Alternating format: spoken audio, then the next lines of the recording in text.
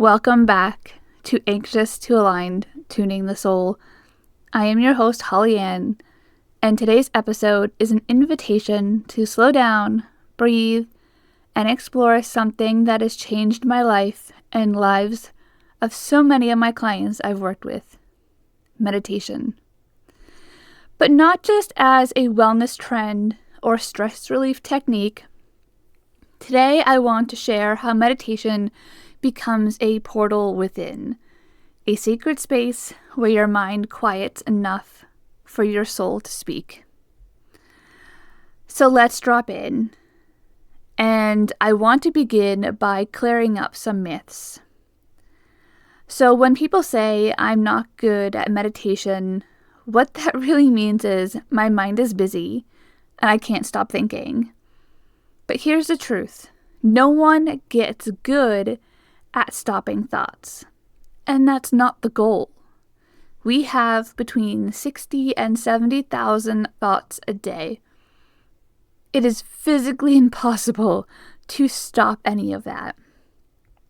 So one thing I like to say is when we do meditation, we're losing judgment on those thoughts. That was like my life changer. But we can also think of thoughts are like clouds drifting across the sky. Meditation isn't about pushing them away. It's about realizing you are not the clouds. You're the sky itself. So meditation is not about becoming someone different. It's about remembering who you are without all the noise. It's not about getting rid of the emotions. It's about observing them without being consumed. We've also been conditioned to believe that if we're not doing something, we're wasting time. But the stillness of meditation is deeply productive. It's where clarity, healing, and recalibration happen. Meditation isn't about changing who we are. It's about meeting who we are underneath the noise. So you don't need to sit for an hour on a cushion in silence. Meditation can look like closing your eyes in the car, not while driving, but like parked in the parking lot before going into work.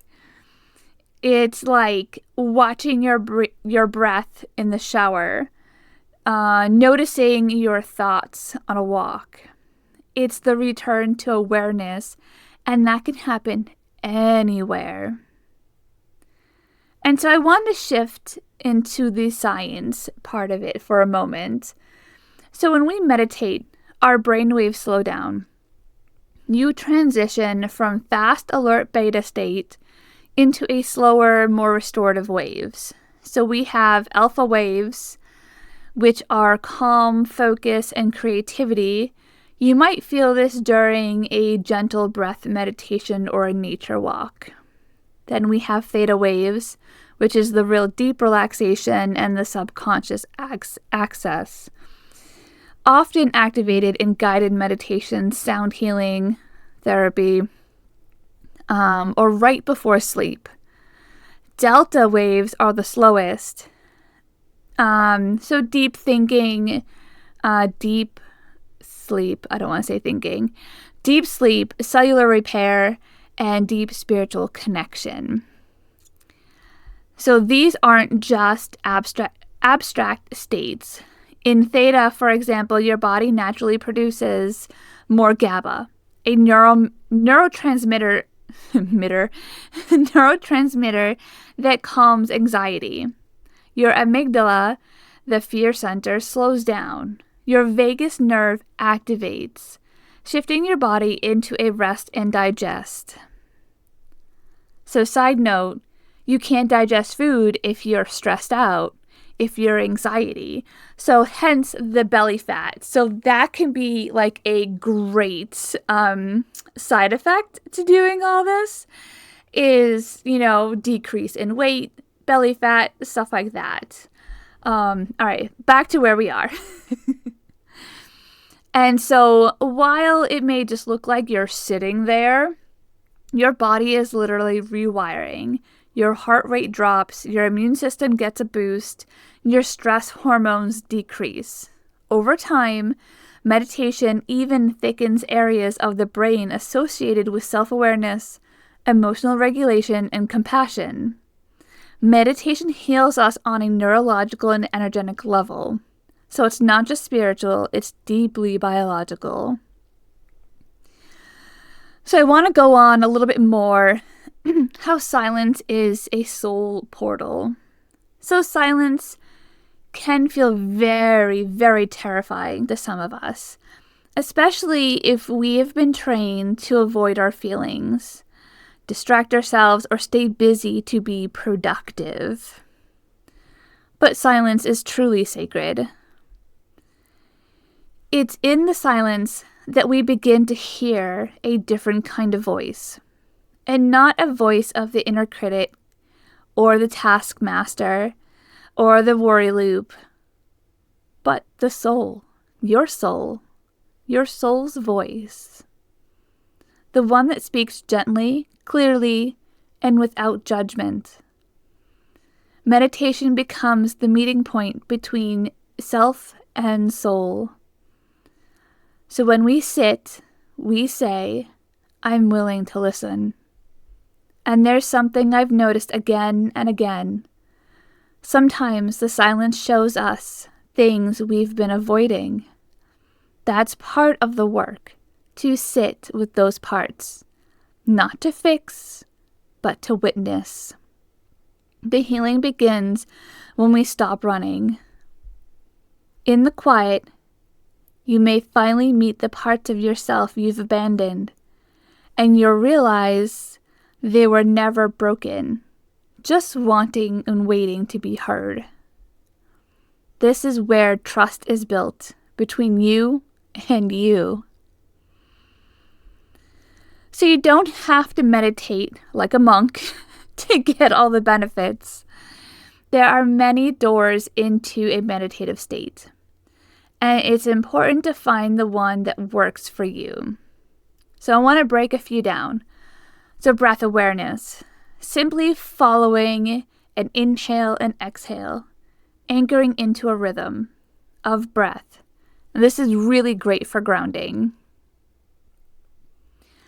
A mantra meditation, so repeating a word or phrase or a sound. This can be a Sanskrit word, so like soham, or you can even do like a personal affirmation, I am calm. Mantras help override the loop of thoughts. And so you can choose from a bunch, like there's so many mantras out there. I can't think of any right off my head. But so hum is a great one. It's not a bad one. So you can always take that. Another one is a sound-based meditation. And so obviously my favorites are using singing bowls and gongs, tuning forks, or even a gentle humming to vibrate the nervous system. So humming will actually increase nitric oxide in the body, which improves your immunity, your circulation, and it also stimulates the vagus nerve, helping you to shift into the parasympathetic relaxation. And so not all of us have singing bowls or tuning forks or gongs just laying around to use. So instead of going out and spending a ridiculous amount of money, you have your own sound healing tool, which is your voice. So mantras. And don't try and sound pretty and, have to have that perfect pitch.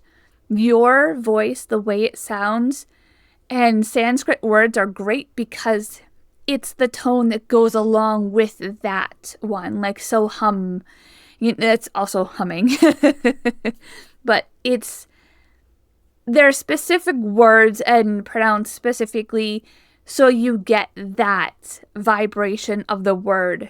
And when you sing or listen to people sing, that's more for like pleasure. Like the sound of, I can't think of what I want to say offhand, but I hope that you get what I mean. I will, in the description below, I will list out a few really good mantras to do and what they mean. But to go on from here, also I will note in starting my YouTube channel and putting these up there, I will also be putting up some meditations, and I will do mantras and all of that fun stuff. And so, but to move on here, so this doesn't end up being so long and drawn out, guided visualization is another. So someone that actually walks through an imagery or healing scenes. This is useful for minds that need more structure to relax.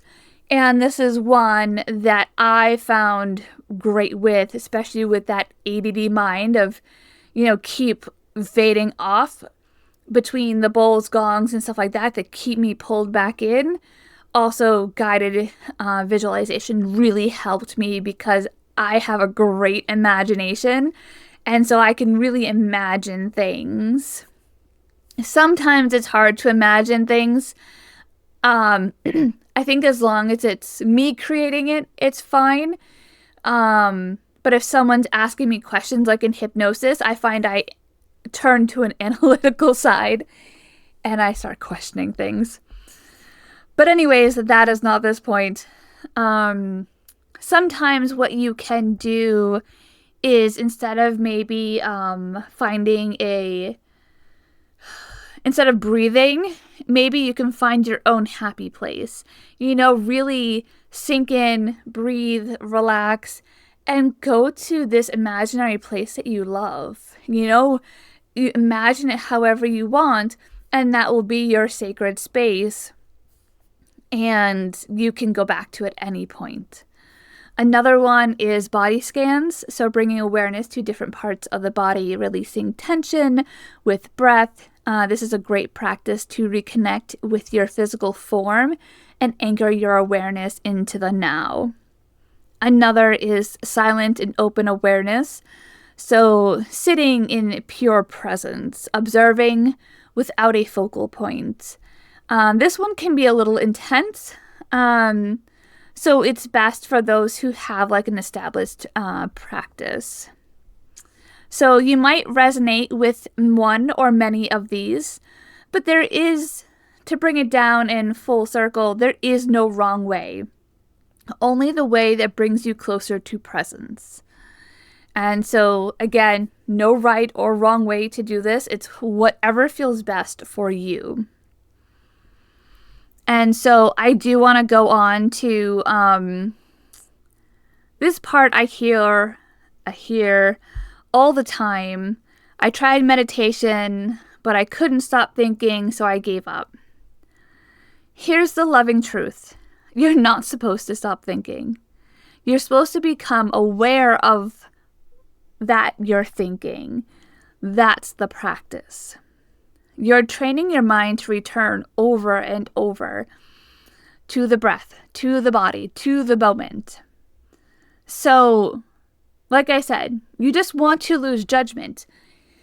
So, yes, you're going to think, yes, it's going to happen, but you don't have to pull it in. You consent it. Now, there is one little trick that if you really can't stop or you can't lose judgment on anything, go take a pad of paper and write down everything that's in your mind, whether it's a to-do list or something, or just scribble out anything. Take like 15 minutes, write everything down, and then go back to it.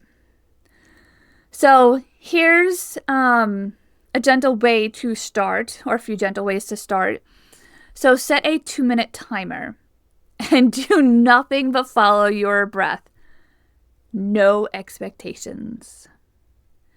You can use a guided meditation with a soft voice to hold you. And so I will list some of those down. Again, on my YouTube channel, I will be putting up. I also have a few guided meditations on my site. I will list those all in the bottom, and they will all be on my website, the tranquilitywellnessinc.com/HollyAnn. They will be all there. And another is, try a sound bath or a sound meditation, especially if silence feels too loud to you at first. Try one. And then don't judge your session. Even the messy ones, it's still medicine. So every time you return to your breath, you are strengthening the bridge between your human self and your soul. Start where you are, let it be imperfect, and let it be enough. Meditation is not about escaping anything. It's about entry. Entry to the truest parts of you, the ones you've forgotten, the ones you silenced, the ones who are ready to be seen. In meditation, you don't become somehow new. You remember who you've always been. So if the world feels loud, chaotic, overwhelming, let this be a reminder to you. The portal is always within, and the silence isn't empty. It's full of everything your soul has been waiting to tell you. You're already on the path. Keep moving forward.